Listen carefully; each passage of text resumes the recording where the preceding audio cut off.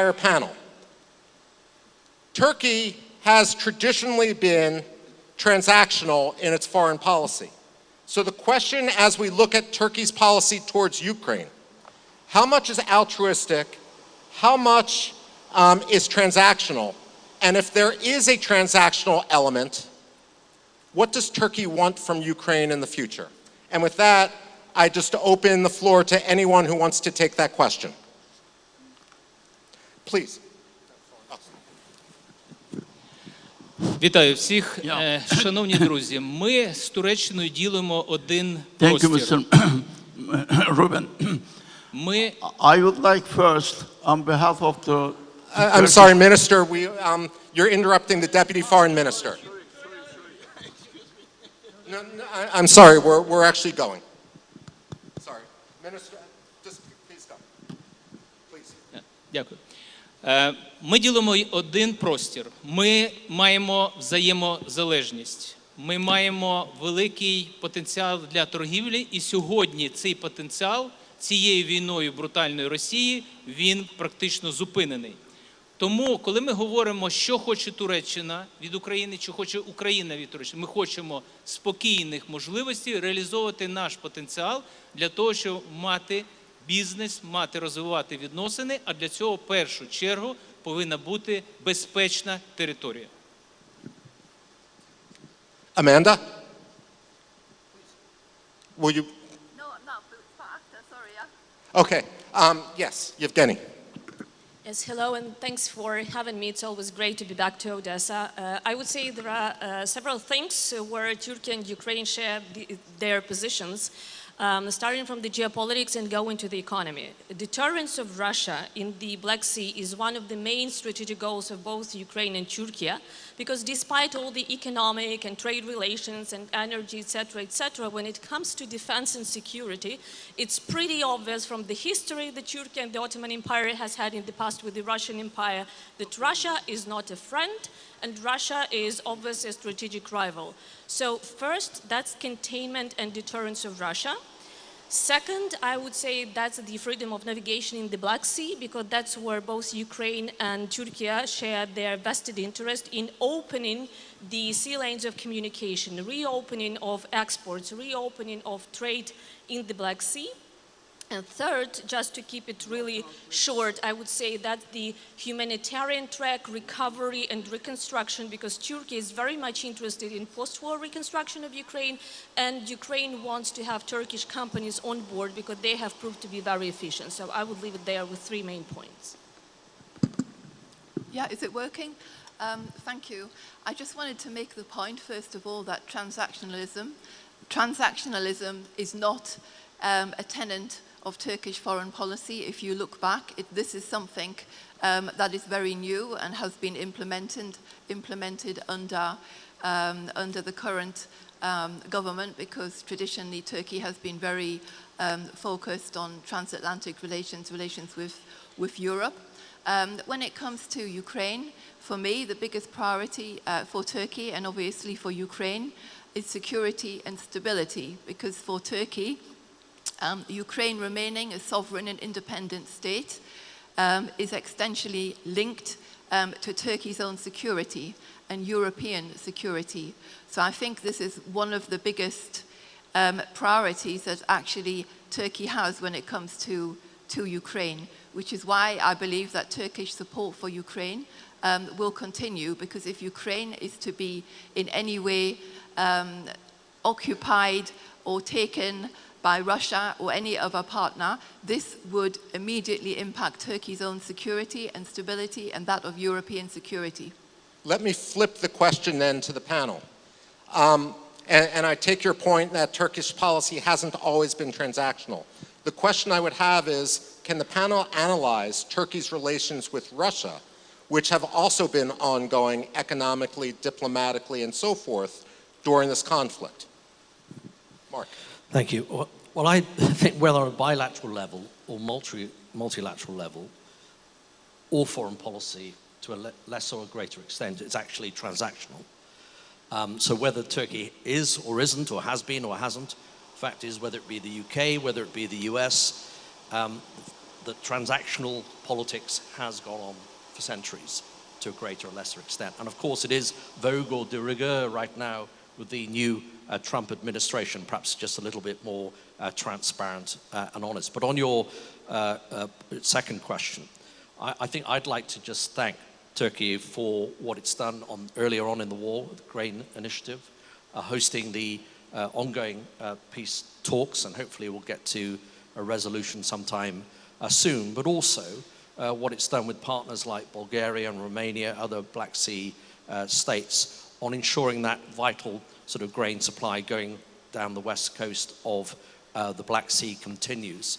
And of course, the rivalry, to your point, between Russia and Turkey goes back, to the mid-18th century, the Russo-Turkish wars, and people think of 1936, of Montreux, etc. But actually this rivalry, this strategic rivalry, goes back a long, long way. And one of the beneficiaries of this awful war by Russia with Ukraine is actually Turkey. Because it is now in the ascendancy, which is probably better for NATO, probably better for Europe, certainly better for Ukraine, that we have Turkey in the ascendancy in the Black Sea rather than Russian dominance. And it's thanks to the bravery of Ukraine that we've seen the retreat of the Black Sea fleet. I'm going to come back to the Russia issue, but I want to turn the question over to the minister, to Bülent. And the question I have for you is, from your long perspective, working as the foreign policy chief to the Motherland Party all the way up, decades of experience, how do you assess the evolution of Turkish-Ukrainian relations and the current status of Turkish-Russian relations? But again, 2 minutes. Well, first of all, historically, we have had only friendly relations with Ukraine. It starts perhaps from Roxelane. And we shouldn't forget that a son of Ukraine has been Sultan in the Ottoman Empire. It's not a joke, it's a history. The son of Roxelane has been Sultan after Suleiman. And I don't remember any war, any conflict between Turkey and Ukraine, not at all. But on the other hand, we have had perhaps 100 different wars with Russia. And don't forget also that Turkey has been, during the Cold War, the main country defending NATO, Europe, against the Soviet Union. When in 62, Kennedy has said, "Ich bin Berliner," he was able to say it because Turkish army was protecting the border of NATO. Today, it's the fact that we have to be careful and carefully handle Russia. We cannot have, let's say, hostile policy with Russia.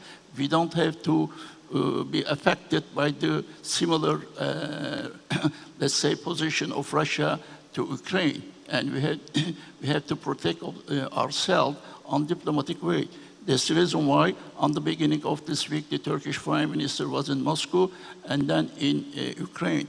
We don't have any other aim than to be pacific, to have a stability in the region. I just finished like that. We have two main proof on that. First, in 1936, Turkey has been able to sign with all littoral countries the Montreux Agreement. It's very important. The Montreux Agreement... We're going to come back to the Montreux Agreement. Okay.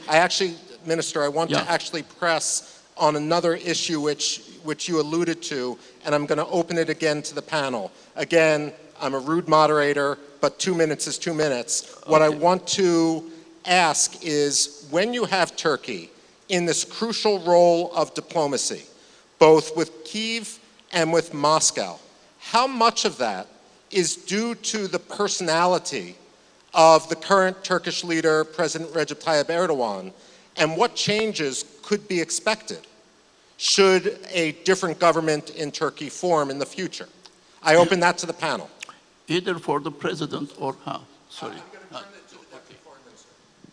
Ми не очікуємо жодних змін відношення Анкари до України з будь-якими виборами чи чогось, тому що у нас є стабільні стратегічні стосунки на протязі всіх років з дня незалежності, відновлення незалежності України. Туреччина з першого дня цієї війни заявила про свою підтримку територіальної цілісності України і суверенітету України і робить все можливе для того, щоб допомогти і гуманітарно, і в бізнес, і в безпековій сфері. Туреччина надає допомогу, величезну допомогу в обміні полоненими. Це канал, і ми мусимо використовувати для зв'язків з Росією канали Туреччини, тому що ми залежимо від цього. І сьогодні візит, який відбувся нещодавно, буквально вчора, міністра закордонних справ, ще раз підтвердив, що Туреччина стоїть на позиції підтримки України, і в цій війні вони чітко відзначають, є жертва і є агресія, і є агресор. І, звичайно, надаючи допомогу в контактах нас через Туреччину, щоб Росія пішла на мирні переговори, ми виходимо з позиції, що міжнародна спільнота і Туреччина як частина міжнародної спільноти підтримує Україну в жертві, і може бути мир тільки з урахуванням інтересів України, жодних здач територій, частини суверенітету, на цьому не може бути, і ми бачимо, що Туреччина послідовно підтримується такого підходу.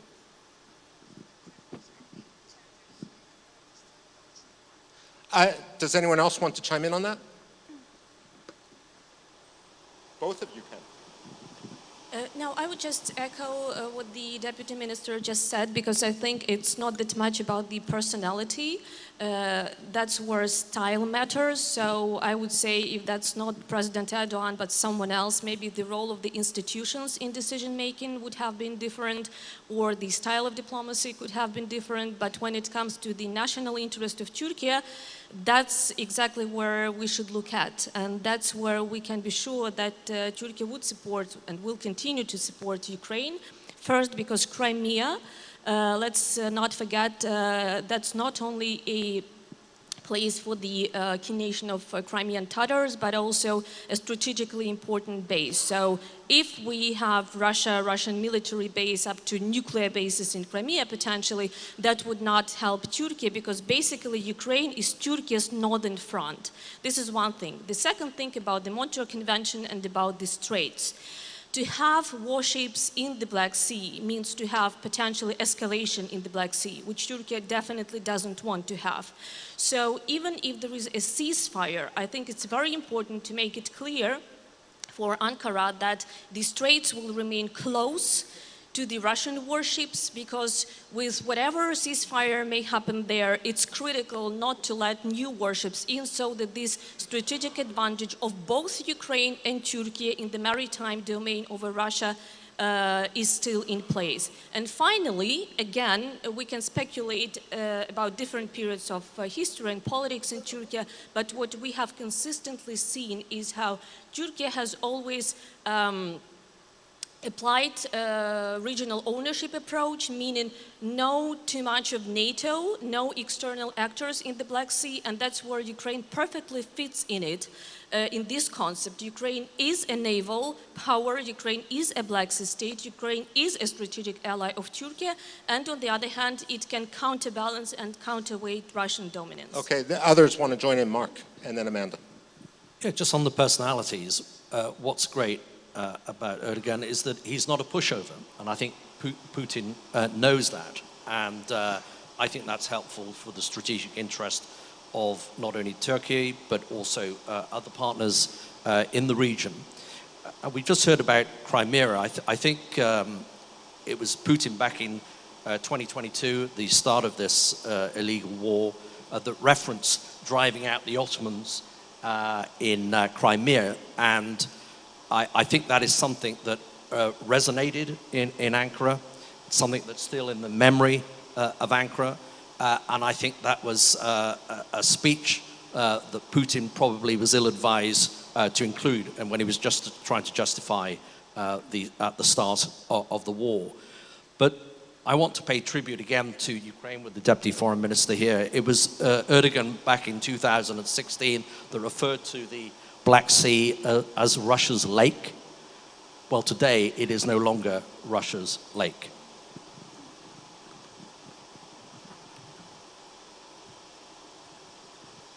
Yeah, I would just like to add, sorry, I need to put it closer. I mean, I see President Erdogan as being the grand master of playing chess. He has positioned Turkey in a way that's very perfect for Turkey to actually play the mediation role that he has been playing. I believe that President Erdogan would actually like to be the one that is there on the day that a final peace agreement is signed between Russia and Ukraine. But if you look more broadly, he has changed Turkish foreign policy dramatically. I mean, Turkey has become a global actor. They are shaping, or Ankara is shaping, regional dynamics in a way that is actually incredible. It's not something that we've ever seen before from any Turkish government. But the support for Ukraine has been long-term. I mean, I still remember when Crimea was annexed, President Erdogan was actually one of the loudest voices actually calling for a robust response from the allies, which he didn't get, and has every year on the anniversary also been very vocal in this respect. If there is a change of leadership in Turkey at some point, there will be some elements of foreign policy that will change. Probably some of those changes will be for the good. I mean, for example, Turkey being part of BRICS or some of the other sort of Eastern alliances it's now engaged with. But one thing is for sure, whoever is in power in Turkey will support Ukraine forever, if I could say that, because this is linked, as I said, to Turkey's own security, first and foremost, and the broader region. Let me be provocative as Mark prepares to speak and play devil's advocate, or as they sometimes call me in Turkey, just the devil. The issue is that Recep Tayyip Erdogan was for Bashar al-Assad strongly before he was against him. And Turkey's relationship with Israel was strong before it became antagonistic. The question I have, and again, just to play devil's advocate, is Ukraine engaging in a dangerous wishful thinking if it's assuming that, as we heard the former president say yesterday, that Turkey's position towards Ukraine and against Russia is immutable? Well, of course, because of the courage of Ukraine, Ukraine will have full access to the Black Sea. It won't be landlocked. I think that's what obviously Putin wanted to achieve. But I just wanted to go back to more strategic picture with Turkey long-term. You've mentioned Syria, and of course that will be seen as a huge success for the Turkish president and the foreign policy of Turkey. But we've just seen in the last week, Brussels announced a new Black Sea strategy, and it mentions all the Black Sea countries, but it mentions Azerbaijan, it mentions Armenia, and there is a particular reason for that, because of course, as hopefully Turkey opens finally the border with Armenia and that relationship is normalized, that allows this whole passage of trade, as long as also diplomacy and political connections and development and maturity from Brussels right through Turkey, right down into the South Caucasus and into Central Asia.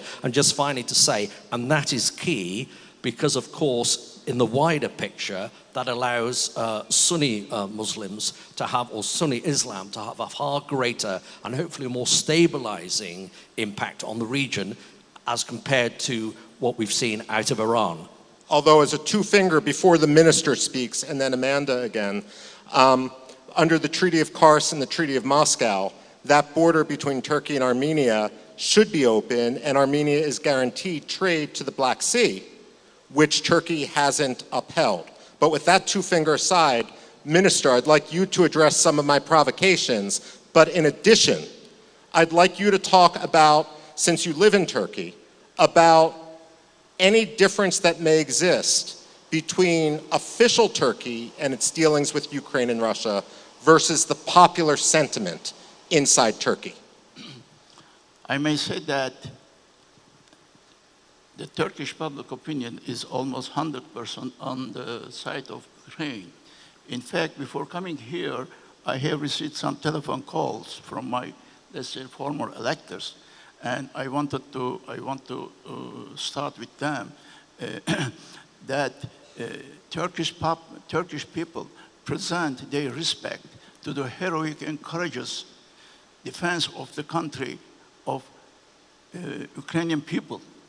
And we respect also all those young people died for their country. As I said to you, Turkish people doesn't forget also that the number of the war between Turkey and Russia is something still in the mind of the people. But on the other hand, there are some other realities, actually. In order to keep peace in that region and be, even not if we have directly common border, but we have Black Sea as common, we have to handle Russia in some way that we have to push Russia to be as peaceful as possible.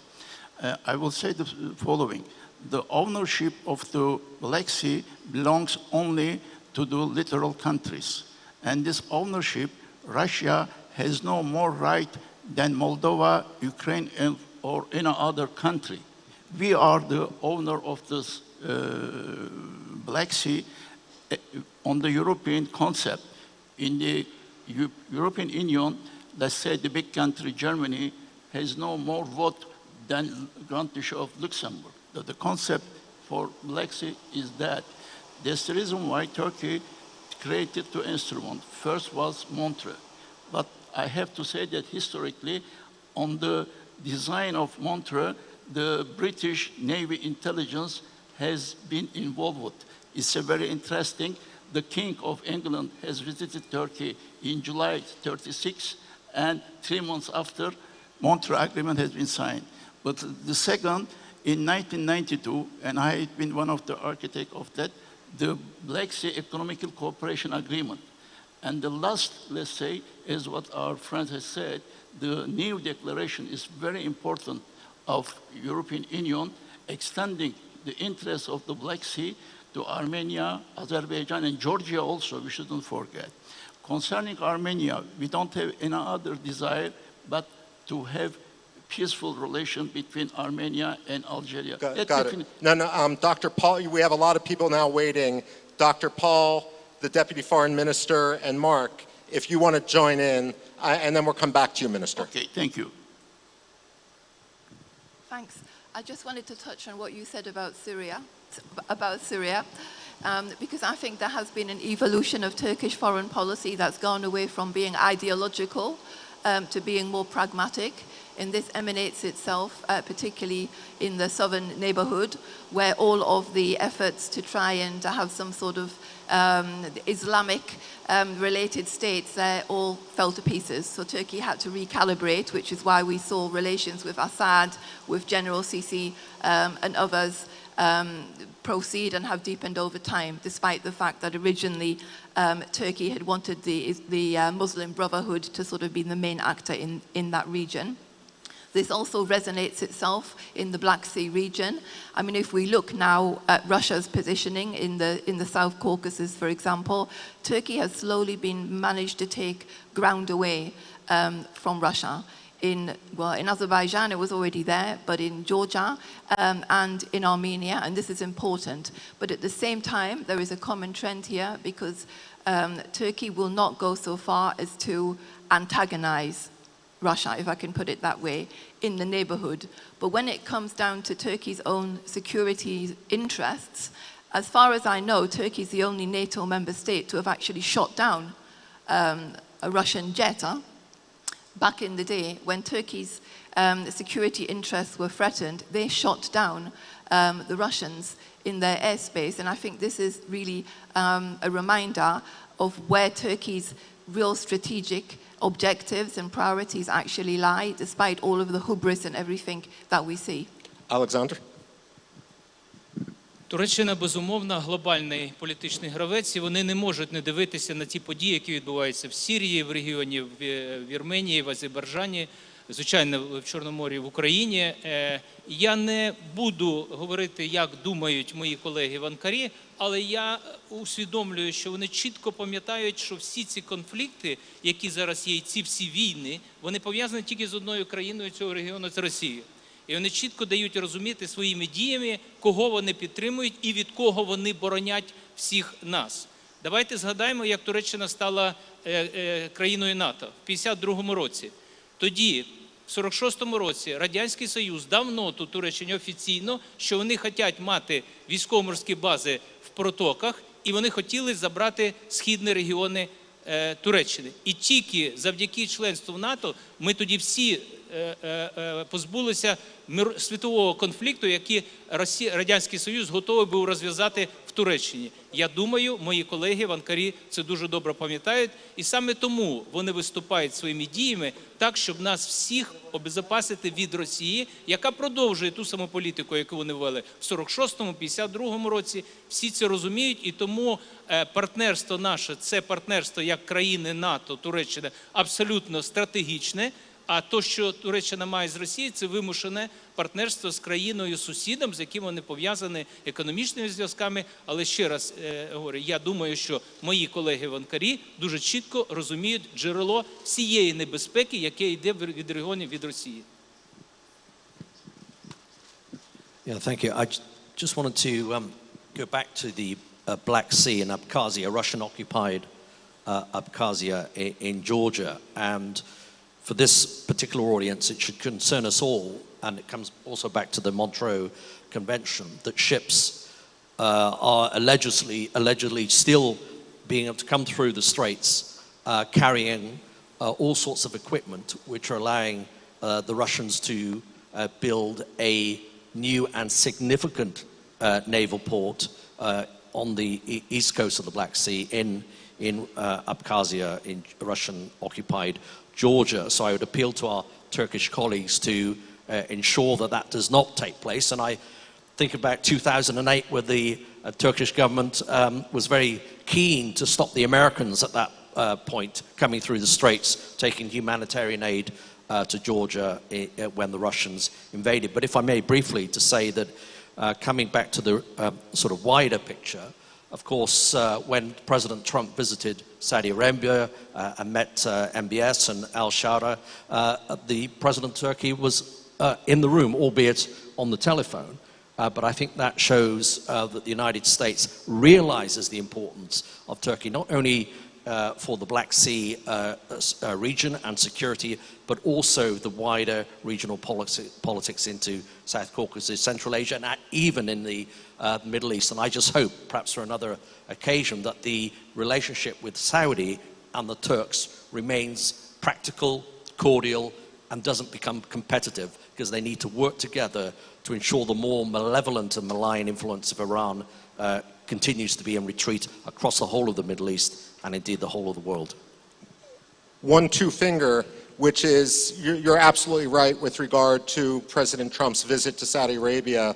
The one cautionary note I would have is that Turkey is one among many countries which have become political footballs in the United States. And this is a general trend, a negative trend in American foreign policy. We've seen it with Ukraine as well, in which gone are the days of the Reagan era, where Reagan worked with Tip O'Neill on the Democratic side, or with Teddy Kennedy and so forth. And we have a rapid-fire shift and inconsistency between administrations, which I'm afraid Turkey may be caught up in. I'm going to come to you next, but I do have one other question, and it's the elephant in the room. We've talked about Turkey's assistance to Europe, to Ukraine, and by extension to Europe. But I'd be a bad moderator if I didn't at least ask a question about the lack of meaningful Turkish sanctions on Russia and how Turkey has become an outlet for much of the Russian economy. Is that a fair assessment, number one? And number two, do you see any change looming in Turkey's willingness to, from a cynical point of view, play it both ways? And again, I say this as a devil's advocate, but I'll give you the first opportunity to say what you were going to say, and then maybe to answer that question. Yeah, no, I can jump in directly to your question, and I think that's exactly to Amanda's previous point about how Turkey has been pragmatic and how Turkey has been consistent in what it's been doing so far. So not being an EU member, obviously the official position of Ankara is that Turkey doesn't have to join these sanctions because officially it's not part of the compensation mechanisms, etc. But if you look at the economic point from the economic point of view, Turkey still gets almost half of its gas from Russia, and that's obviously where there is a critical the interdependence and dependence of Turkish economy on Russia. We have nuclear power plant Akkuyu being built in Turkey, energy cooperation, trade cooperation. So I think it would be naive in a way to expect that Turkey would abandon this and move forward. And I think during the 4th year of war, we are at the point when we appreciate what Turkey can realistically do for Ukraine and can realistically do for the European security in defense, in maritime domain, in demining, and then the compartmentalization of relations going into further cooperation in economic realm with Russia is something that Turkey is now not able to deny, let's say, and to move forward. But with this being said, again, coming back to the name of our panel, which is Bishop's Advantage, I think if you build on this chess analogy and this metaphor of chess, actually one of the advantages of the bishop is that you can see these long diagonals, long-term, long diplomatic outreach influence, and that's where Turkey has been doing great, and that's where Syria is coming into picture, that's where the South Caucasus is coming into picture, even Africa, where Turkey is very smoothly and indirectly replacing the Russian influence, and I think that's where we should mostly focus on the common interests, overlapping interests, and that's again deterrence against Russia and narrowing down the presence of Russia in different regions. That's an excellent point, and what I'd like to do is turn back to the minister with a flip side to that point. Everyone on the panel seems to agree that Turkey is punching above its weight diplomatically. The question I have to you as someone who's looked at foreign affairs through the decades in Ankara, is there a chance that as Turkey becomes much more involved with Gaza or with the South Caucasus, Armenia and Azerbaijan, that somehow there's a limit to Turkey's focus and that the tendency of Turkey to engage in many other areas of the world could actually lead it to neglect, to some extent, what's needed in Ukraine? And I'll actually also ask this question to you, Deputy Minister. Well, concerning Gaza, the approach of Turkey is totally sentimental. There has not been any military or similar assistance to Gaza or to any other organization. And the Turkish position in some way is much more lighter than some European countries, I may say. No one should forget that Turkey has been the first Islamic country to recognize the total independence of Israel, de jure and de facto, while Greece and Spain recognized Israel de jure only after having been member of European Union. So this is the history. But the question is, could Turkey lose focus? I don't have enough data for that, but Turkey will be ready to stop, let's say, the conflict in Gaza in total cooperation with the European Union. Got it. I apologize for opening the door. I didn't want to talk about Gaza so much, but more about Turkey's focus. So what I'd like to do is actually turn the floor over to the Deputy Foreign Minister and then to Mark. The question basically being, yes, you may. Just one thing. Let's say the following. The Turkish foreign policy, vulgarly or according to public saying, may say that on every minor relation we are with Russia, on every major subject we are with Ukraine and Western world. That's a fantastic observation. Yeah.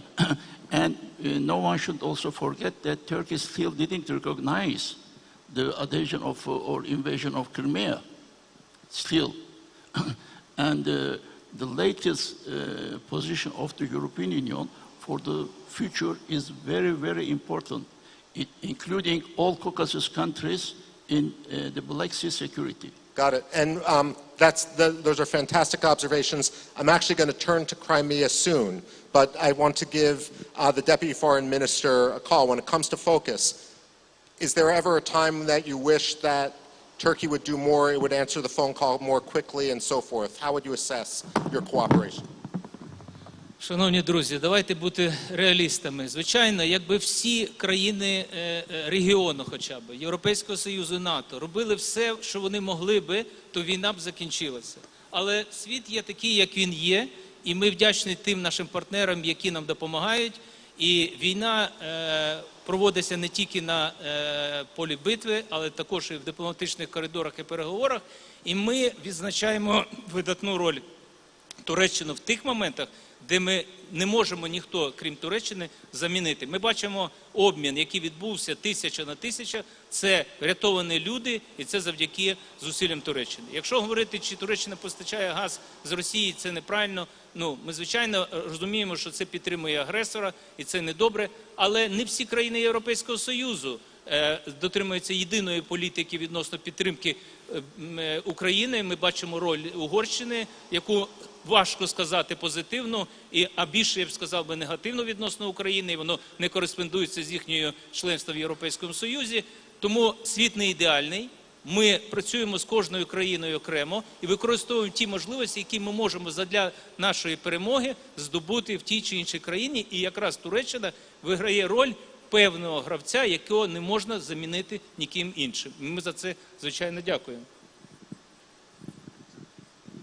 Yeah, on Russian energy exports, of course, Turkey isn't doing anything that or a lot of the European Union is doing, and I think that's why, one, we need to ensure that Turkey, rather than Russia, has dominance, naval dominance in the Black Sea, which of course will allow other NATO countries in, but primarily to protect some of the natural gas assets in the Black Sea, which Turkey is trying to develop with other partners, and I think that needs to be encouraged, because of course we need to improve NATO and the EU's energy security.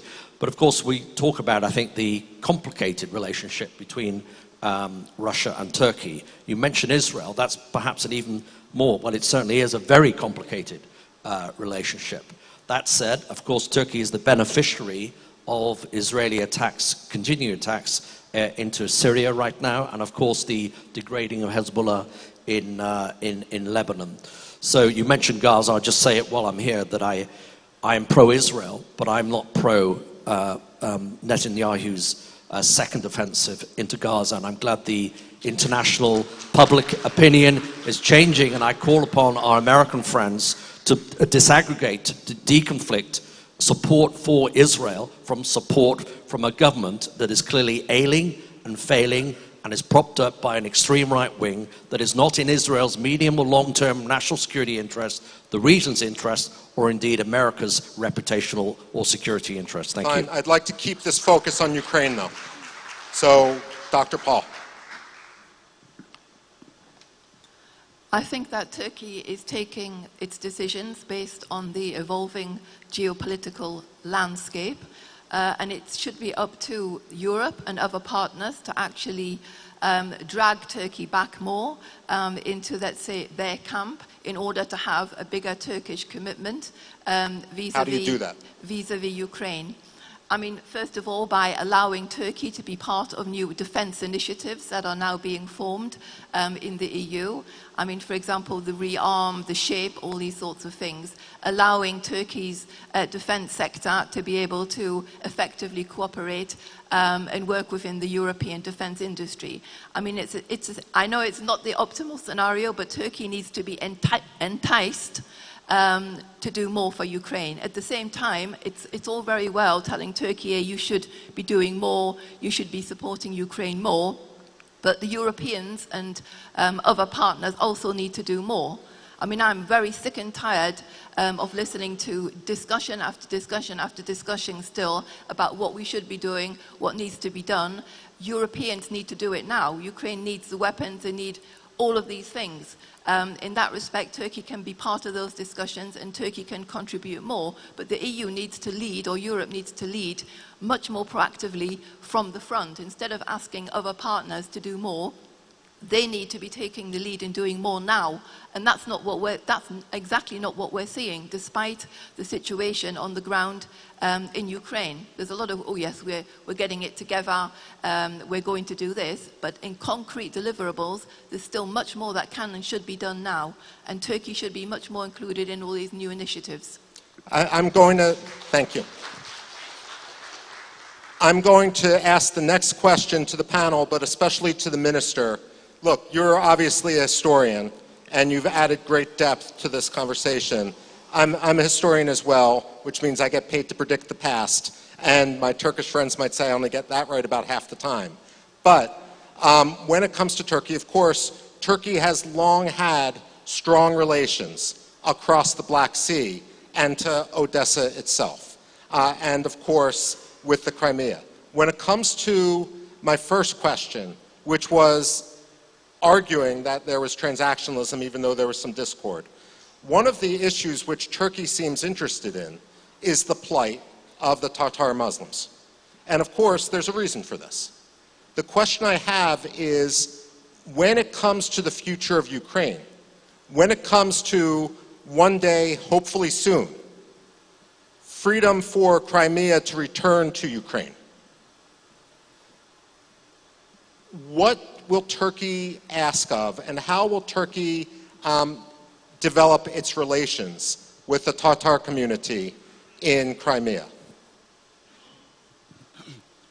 First of all, the Turkish Tatar living in Turkey are 2 or twice numerous than the Tatar Turks living in Crimea.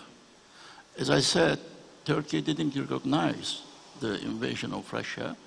Turkey still considers Crimea as a part of Ukraine.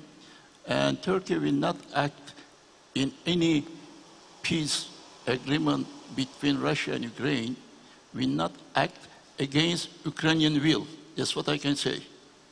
Okay. If, let's say, for peace, Ukraine decide to leave Crimea, we will not interfere. If Crimea decide that no peace without Crimea, we will respect it. So on that way, for Crimea, we are totally depending to the Ukrainian independent position, independent policy. It's very open. We will not act alone for Crimea. We are acting with Ukrainian final policy. As I said, the Tatarian, Turkish Tatar origin in Turkey, as number, as their position in Turkey is very important. We cannot neglect them. Let me ask this question, and Yevgeniya, I might pick on you as a Ukrainian national and so forth. Mariupol, for example, once had a large Greek community, and of course, that Greek community has scattered because of the Russian violence, the Russian invasion, and so forth. When it comes to Turkey's approach to Ukraine and its traditional diversity, Tatars, Greeks, Armenians, and Odessa, has Turkey differentiated in their approach depending on the local demography of regions in Ukraine?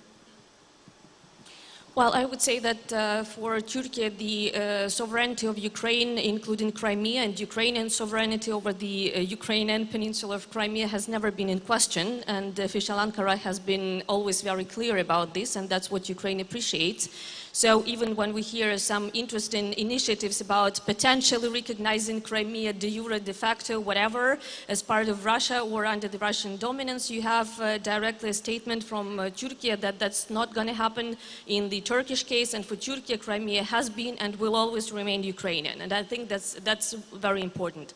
When it comes to the Crimean Tatars, when it comes to the Meskhetian Turks, who are also present here in the Odessa region, especially in the south of Ukraine, of course there have been some initiatives by the Turkish side to support these communities, especially in terms of economic recovery, in terms of educational, cultural projects, because that's how Turkey normally sees the Turkic communities outside of Turkey and support them. So that's where we can see these supports coming within different projects. But I mean, again, the Minister of Defense of Ukraine is a Crimean Tatar by origin, right? So when we're talking about how Turkey approaches the Crimean Tatars in Ukraine, it's not only about Crimea, because in the case of Ukraine, Crimean Tatars are very active in different spheres, in different regions, in different realms of life. So obviously this helps connect Ukraine closer to Turkey, but I wouldn't say that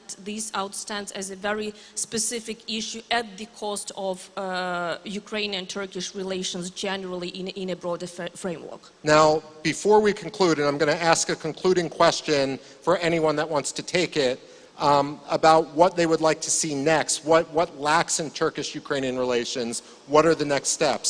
But before that, I don't want to hog the prerogative of the moderator, and so I want to invite you to ask questions to each other. Any questions that you think I may have neglected to ask, if any of you have questions from your esteemed panelists. I don't have a question, but I do hope in relation to your question that Ukraine and Turkey do finally sign the trade treaty when everything is resolved. I hope that Turkey continues to support Ukraine at every level of defense support. And of course, as we look towards the NATO conference next year in Turkey, that Ukraine is very much at the forefront of that conference, whether that be post-war or the war continuing. Що б я хотів, я не маю питання, але хотів би побажати всім нам в цій ситуації. Найбільша проблема в цій війні – це різношвидкісна допомога Україні і підтримка України. Тобто всі країни, які ми говоримо, Європейський Союз, НАТО, Туреччина, вони всі підтримують нас. Але швидкість цієї підтримки, вона різна. І ми це бачимо по Німеччині. Якщо Німеччина починала з одної позиції, то сьогодні Німеччина підтримує нас максимально сильно. Але якщо ми це об'єднаємо максимально в одну точку, всі підтримки всіх країн, включає, звичайно, Туреччину, то тоді ми переможемо. І я хотів би єдине, що побажати всім нам, хто через якісь свої канали може впливати на щось інше, це те, щоб вплинути, щоб точка з'єднання наших зусиль, вона буде єдина, і ми тоді зможемо подолати цю країну-агресора і перемогти. Ми всіляко підтримуємо контакти з Туреччиною. Я хотів би використати цю можливість сказати одне слово, що вчора, коли міністр закордонних справ Фідан був в Україні, одним із пунктів його програми була офіційна зустріч з представниками Меджлісу кримськотатарського народу України. Це говорить про те, що Туреччина приділяє увагу, але я хотів би погодитись з пані Євгенією, що це не є визначним в позиції Туреччини. Міжнародне право, от є визначна позиція Туреччини щодо суверенітету України і недоторканості наших кордонів. Звичайно, спільність мусульманська, вона дає можливість ця емоційна більше. Але якщо ми беремо міжнародну правову ознаку, це говорить про те, що Туреччина виступає за основу міжнародного права, як ту базу, яка приведе нас до перемоги і до владнання всіх проблемних питань, які ми маємо сьогодні. Just to wrap up, I want to focus potentially on the path forward because that's what's important, right? What happens in the Black Sea in the upcoming days, if there is a ceasefire, which I'm quite skeptical of, honestly. What happens next with the European security, with the Black Sea security? And I would say that this Ukrainian-Turkish strategic partnership has all the potential to become the axis and the cornerstone of this future Black Sea security. Because again, we have a common threat here. The threat perception is different. It's a direct kinetic threat for Ukraine when we're talking about Russia, less so for Turkey, but still Russia is a rival and Russia is a competitor for Turkey. So that's one thing, deterring Russia. Second thing, demining of the Black Sea, and this hasn't been mentioned so far. I think this is very important. The trilateral Bulgarian, Romanian and Turkish initiative for the demining of the Black Sea, which can potentially become a mission for the petrol for the northern and western part of the Black Sea. And that's also important, not only for the grain exports or other export corridors of Ukraine, but also for the safety and security of critical infrastructure in the region. There is Sakarya gas field in Turkey, in Romania, Neptune Deep, in Bulgaria. We need to protect this infrastructure from malign activities of Russia. And that's, I think, where we need to focus on.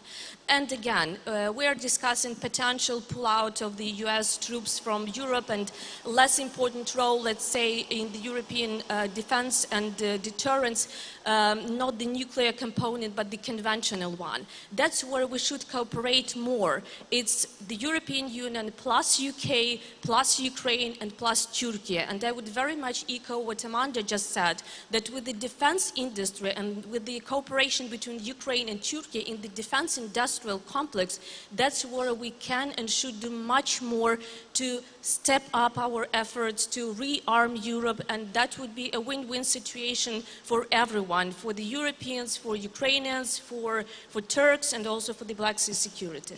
Minister, you have quite literally 1 minute. Well, I think I couldn't say better than the lady. Okay. Just one very different remark. Some of the gas imported from Russia is exported to Bulgaria, etc. That's the reason why, economically, if European Union also interfere in the research of the natural gas in Black Sea, of course, outside of the Russian part, will be really important. The second, I had been, let's say, from friends, Ukrainian friends in Turkey, advisors to say the following. Could European Union develop a program to encourage all the Ukrainian refugees who refuse to European countries? Ukraine doesn't need only material. Ukraine needs human beings. Ukraine needs his citizens coming back, established here. It will be morally very important, both for Ukrainian people, but also demonstrate to Russia that those refugees didn't leave their country. They just, for a small period, leave their country. This is an idea for European Union to develop a specific program on that. That's an important point. I'm glad you brought that up. Dr. Paul?